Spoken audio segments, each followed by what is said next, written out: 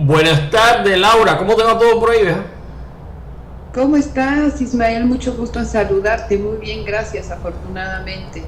Bueno, óyeme, Laura, déjame presentarte a los radios oyentes de Creatividad Internacional. Hoy tenemos con nosotros a Laura Andrade Yudico, que es una mexicana, abogada, litigante y prolífica escritora. Directora editorial de Ediciones Unicornio. Tiene 9 libros publicados, escribe poesía.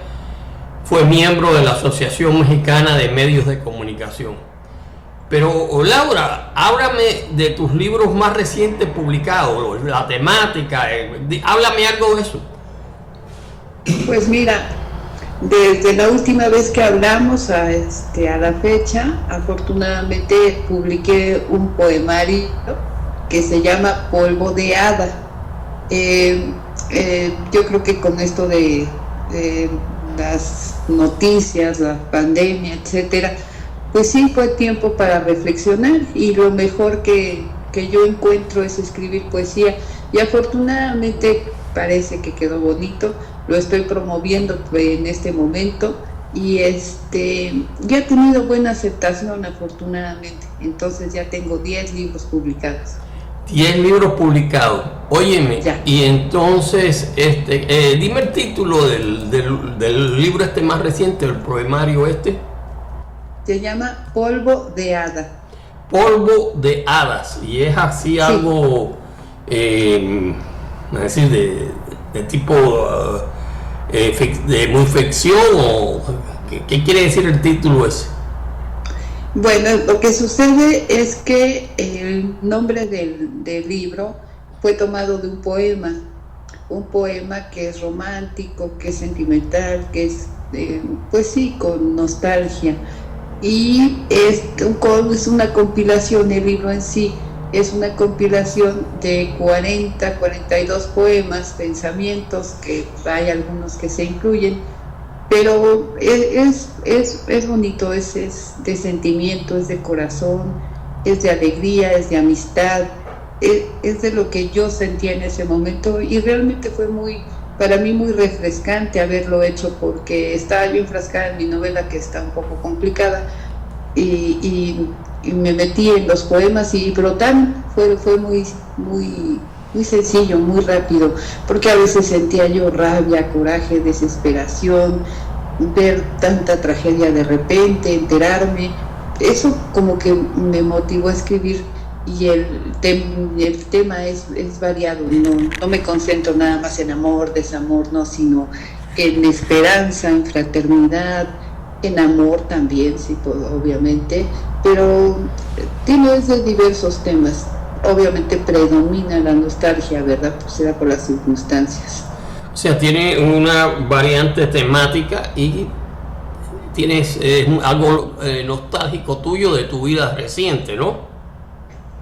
No precisamente todos los poemas están escritos basándome en alguna experiencia personal, sino, por ejemplo, escuchas, conversaciones de amigos que tienen algún sentimiento o de personas o en algún noticiero escuchas X o Y situación problemática y en ese momento si es una noticia que ves que la humanidad en vez de humanizarse está más deshumanizada, entonces el poema y el verso es completamente distinto y es una especie como de rebelión, como de queja, como que no está correcto. Si por ejemplo conozco, me platican que alguien tiene una decepción o que está pasando por un momento difícil, dependiendo, pues yo intento darle ánimos y hasta puedo decir que les dedico el poema.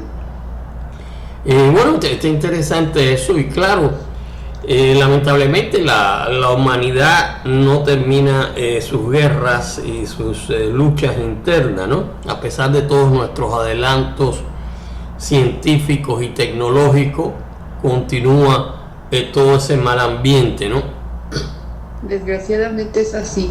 Yo siempre que veo cosas así, como las guerras, la ambición, las ganas de tener poder por tenerlo, porque sinceramente será mi forma de ser, pero yo no entiendo a las personas que ambicionan tanto poder o tanto dinero como para qué lo quieren. O sea, hay que tener lo que se debe tener, hay que utilizar lo que se debe utilizar, pero hay que dedicarle más tiempo al sentimiento, hay que dedicarle un poquito más tiempo a educarse, a pensar, a ser libre por lo menos de ideologías y de pensamientos y evitar la guerra. Pero el ser humano, no importa la tecnología, sí la utilizamos para bien, pero también desgraciadamente la utilizamos para mal, y es ahí donde un artista, alguien que siente el mundo de una manera distinta, se siente agredido, porque no es para construir, es para destruir. Imagínate qué cosa tan terrible.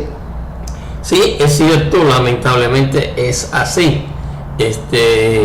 Yo siempre me sorprendo, una guerra como la de Ucrania, que no tenía razón de ser, simplemente empezó y han muerto miles y miles de gente, ¿no? Sí. Pero bueno, la literatura tiene una función, y es decir, canalizar todo este tipo de problemas y de darle quizás una solución poemática, ¿no?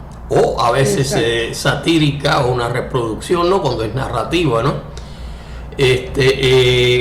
Pero como ya te dije antes, pues sí, se sigue reproduciendo todos esos grandes problemas que nos asolan, ¿no? Y no es, por ejemplo, como por un virus del COVID y eso, sino es precisamente por la lucha interna de esos grandes egos que existen. Exactamente. Y realmente la persona que se dedica a escribir y lo hace con pasión, y realmente es un escritor porque nació escritor, tiene una manera de ver la vida distinta, y afanosamente intentamos que a través de nuestro punto de vista, de nuestra manera de entender los problemas, alguien nos lea, nos escuche, y a lo mejor transmitirles algo. Lógicamente no vamos a poder cambiar la naturaleza humana, que pues es belicosa, es ególatra en la mayoría de los casos, porque todos los problemas, por muy sencillos que sean, por muy simples, por muy absurdos que sean, empiezan porque heriste en mayor o menor medida el ego de una persona, sea del vecino, de un empleado, de alguien que fuiste al súper y se enojó contigo. Entonces tienes ese pequeñito ego, y ahí empieza una batalla que lógicamente va escalando dependiendo del nivel en donde te estés moviendo, ¿no? Pero ya hablar de líderes mundiales que sean líderes por ser belicosos, ególatras, egocéntricos, y realmente es muy complicado. Lógicamente el escritor intenta, porque pues no es más que un intento, de que haya gente que te lea, que sea pensante, que se identifique posiblemente con alguna de las situaciones que tú estás narrando, y pues a lo mejor pueda entender que el ser belicoso, que el ser egoísta, el ego es necesario, obviamente, pero saberlo controlar, es decir, que exista inteligencia emocional. Pero el hombre, el ser humano, yo creo que es muy egoísta hasta para entender eso, porque todo el mundo dice tenerla, y pues todos pensamos que tenemos la razón, y a la mera hora, si abres la boca, se te echan encima, porque no le puedes dar gusto a todo el mundo. Entonces la escritura es un vínculo más pacífico. Finalmente el que te quiere leer, te lee. Si le gusta, qué bueno, y si no, pues cierra el libro y lo guarda, o lo tira, o lo regala. Uno nunca sabe. Pero yo tengo la esperanza de que a través de la literatura el mundo no se quede callado, aunque no tengas que hablar, ahí está escrito. Y así como yo, pues me imagino que muchas personas han contribuido a través de sus escritos, de sus filosofías, etcétera, ¿verdad? No, claro, eso es una forma que tiene de combatir el escritor, ¿no? Puede ser sátira, aunque tenga un sabor humorístico, pueden ser testimonios. Yo tengo, por ejemplo, mi libro más terrible es El silencio de los 12, porque es sobre tráfico humano, una niña que fue violada precisamente a los 12 años, ¿no? Por una escuadra de Marín. Pero también otros que son, como los Matías Pérez, son sátiras humorísticas, ¿no? Sí. Y claro, también son meditaciones de ensayo sobre precisamente la literatura, lo que nos compone. Pero oye, me tengo una pregunta. Tú escribes poesía, ¿no? Pero tú escribes narrativa también. Yo escribo cuento, fíjate, intento hacer algún ensayo, pero el ensayo es muy difícil, y sobre todo cuando hay ensayistas tan buenos y tan reconocidos en México, ¿no? Como Fuentes. Entonces es una competencia brutal. Ahí sí yo no compito en absoluto, porque pues me falta mucho camino, si es que algún día lo logro hacer. Pero escribo cuento, sí, también hago cuento breve, cuento largo, escribo poesía. Estoy atorada con mi novela desde hace un año y no la puedo avanzar porque desgraciadamente el planteamiento que yo me hice desde el principio era complejo, pero la dejé un poco y después como que el sentimiento se esfumó. Entonces cuando se esfuma el sentimiento para seguir con aquello, ya queda parchado. Lo estoy esperando a ver si después de que ya esto se tranquilice, de que la situación en muchos sentidos en el mundo y ya no afecten tanto al estado de ánimo, pueda releerla y posiblemente vuelva yo a encontrar el sentimiento y la pueda terminar. No tengo muchas esperanzas porque yo sé, o por lo menos esa es mi experiencia, que si uno se detiene cuando está escribiendo un tema en particular y lo está desarrollando, ese sentimiento que te llevó hasta ese punto se evapora y ya después como que no queda igual, ya no es la idea inicial. Pero vamos a ver qué sucede, esperemos que sí pueda yo terminar de escribirla. Pero en general sí escribo, me gusta la poesía, intento escribirla muy seguido, soy cuentista realmente, pero pues también en el ámbito de la poesía no me ha ido tan mal. Pero ¿tú tienes libros de cuentos publicados? Sí, tengo 7 libros de cuentos publicados. ¿Me puedes decir algún nombre del título de los más recientes? Pues mira, el más reciente se llama 7 ante el espejo. ¿Cómo? Cita ante el espejo. 7 ante el espejo. 7 ante el espejo. Son 7 cuentos. Haz de cuenta que es el mismo tema, las mismas circunstancias, pero vividos por personajes distintos, con carreras distintas, con vocaciones distintas. Y entonces ahí trato más o menos de adivinar, bueno, por lo que conozco un poco a la gente, por la práctica profesional, ir llevando a cada personaje según su profesión, según su religión, según sus creencias, a resolver el caso que es el mismo desde el principio hasta el final. Entonces, todo el problema es el mismo, pero el nudo es diferente y la culminación obviamente tiene que ser distinta. Entonces es un mismo asunto mirado y resuelto por 7 personas distintas. Ese es 7 ante el espejo. Los otros 2 libros son de análisis. Bueno, he hecho mucho análisis de literatura, de autores clásicos, y el más reciente es de H.G. Wells, La Guerra de los Mundos, y he hecho también El Príncipe de Nicolás Maquiavelo, he hecho Un Mundo Feliz de Aldous Huxley. O sea, he hecho mucho trabajo en ese sentido, investigación, redacción, conclusiones, análisis. Eso también es muy satisfactorio porque sin querer queriendo te lees un montón de libros. Pero bueno, eso ya no es cuento, eso es ensayo, ¿no? Eso sí, no, eso sería, aquí le llaman, bueno, para la empresa donde participé, es la biografía del autor que me hayan dado, el análisis de su obra, la síntesis y alguna que otra conclusión, pero no es precisamente ensayo, simplemente son apuntes autobiográficos, así les llaman. Bueno, pero autobiográfico es cuando es de uno propio, pero ya eso es sobre diversos autores, como tú me dijiste, Maquiavelo, etcétera, etcétera, ¿no? Tienes razón, me equivoqué, son apuntes biográficos de un autor, perdóname.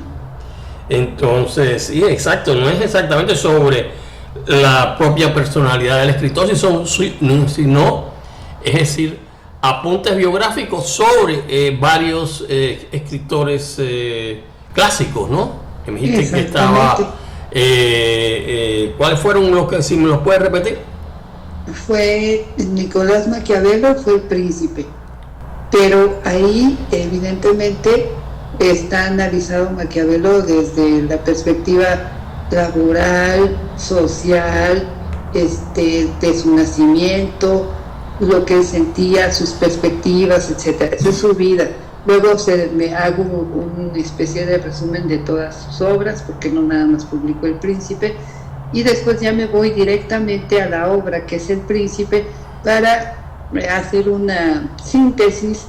Y yo me pregunto, lo he leído miles de veces, ¿no? Pero le atribuyen frases que, pues, como que nunca dijo. Por ejemplo, eso de divide y vencerás, por lo menos en El Príncipe definitivamente no viene, porque Maquiavelo desde el principio, su planteamiento es la unificación de Italia, que estaba dividida en ciudades-estado, y lo que quería era un príncipe que unificara en su grandeza a toda Italia. Y yo, por más que he buscado, yo no encuentro en donde dijo, por lo menos en esa obra, no dice divide y vencerás. Sí, claro. Bueno, es un ensayo biográfico, para decirlo, un ensayo biográfico de un clásico como es Maquiavelo. ¿Cuáles eran los otros dos que me inventaste? H.G. Wells, La Guerra de los Mundos. Claro, ese es otro grande de los grandes, ¿no? Indudable. Sí, es muy grande. Y te voy a decir una cosa. A mí su obra literaria se me hace pasada de tiempo. Obviamente pretende ser futurista, pero ya al grado en el que estamos, su futuro ya suena muy arcaico, lo que él veía, lógicamente, por la época en que desarrolló su escritura. Sin embargo, tiene un valor tremendo, porque en su época fue maravillosa, un visionario, casi, y sí, yo lo creo un visionario, pero cuando yo estudié su vida no tiene paralelo, o sea, era un verdadero genio. Todo lo que yo leí, investigué de él como persona, no, hombre, un superdotado, y sí, un visionario. Tal vez su obra sí ya esté muy leída, muy recomendada, muy vista, muchas películas y demás, pero en cuanto a su mente, lo que él plasmaba, lo que era así en su vida cotidiana, una maravilla de persona, ¿eh? Claro. Un personaje. Sí, bueno, imagínate, era uno de la gente que vio el futuro, es decir, que ese futuro ha ido cambiando, ¿no? Pero nos habló de ese futuro, eso es lo que él proyectaba. Wow. ¿Y cuál es el otro que me dijiste? También hablo de Un Mundo Feliz de Aldous Huxley. La misma historia. Estudio su obra, que es Un Mundo Feliz, maravillosa, también con visión del futuro, pero es muy tétrico, es pues muy cruel, ¿no? Bueno, ante mis ojos, yo creo que... Bueno, sí, es uno de los grandes clásicos, ¿no? Y claro... Sí, clásico, tremendo. Generalmente los futuros son poco tétricos, porque a través de los años y años y años, desde esa época de Shakespeare para acá y todas esas grandes obras, pues lamentablemente, es decir, las luchas dentro de la humanidad, las guerras, los abusos, pues siguen, es decir, surgiendo, ¿no? Y el papel del escritor es hacer un comentario sobre ese tipo de abusos y de crímenes, o como quiera llamarse, ¿no? En fin.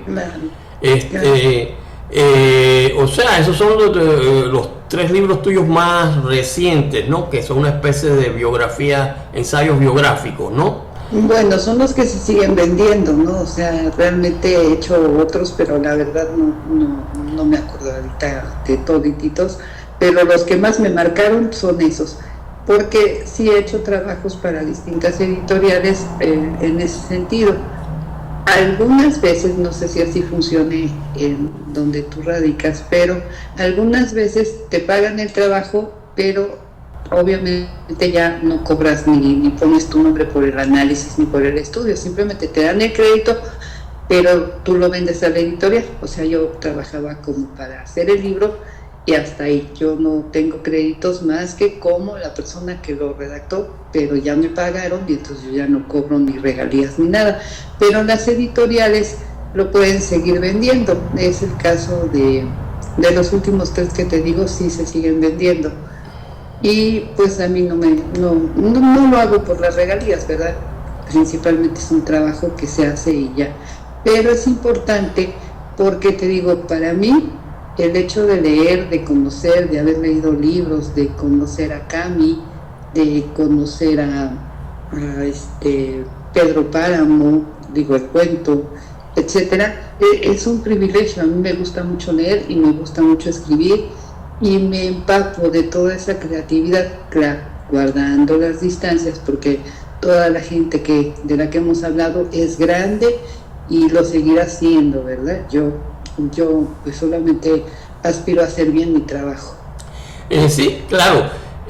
Las editoriales, pues bueno, generalmente una de sus características es que no pagan los derechos de autor, a no ser que sean figuras muy conocidas, pero generalmente tienden a olvidarse los derechos de autor o te hacen algún tipo de trueque, donde el que sale perdiendo es precisamente el autor, aunque ellos sigan vendiendo ese libro, ¿no? Pero bueno, así es el mundo en que vivimos, ¿no?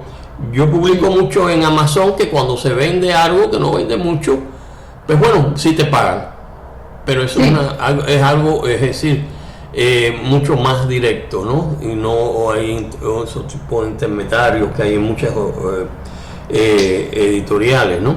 Pero óyeme, Laura, ya casi finalizando, ¿nos tienes algo más que agregar ya para terminar? Pues mira, Polvo de Hadas está, bueno, todos mis libros están en Amazon también, y Polvo de Hadas lo puse en mi página que se llama Literatura Generación 2020 y está un enlace para que lo puedan descargar como PDF. Esa es una forma de hacer llegar también el trabajo. El que lo quiera comprar pues está en Amazon, y si no, pues descarga gratuita a través de mi página. Bueno, es siempre son alternativas, ¿no? Hay alternativas, gente que le gusta pues tener su libro real, el libro sobre papel, y otro, bueno, se va con el PDF, ¿no?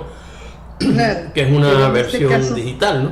Pero bueno. Sí, en este caso es una especie de obsequio, en reconocimiento a las personas que se llegan a mi página ahí en Facebook, y como agradecimientos al que quiera. Es una muestra de afecto de mi parte hacia las personas que han tenido a bien seguirme en mi página de Facebook, y lo pueden descargar y es versión magnífico. Y recuerda siempre que puedes poner tus libros por el grupo Libros Recientes en Creatividad Internacional.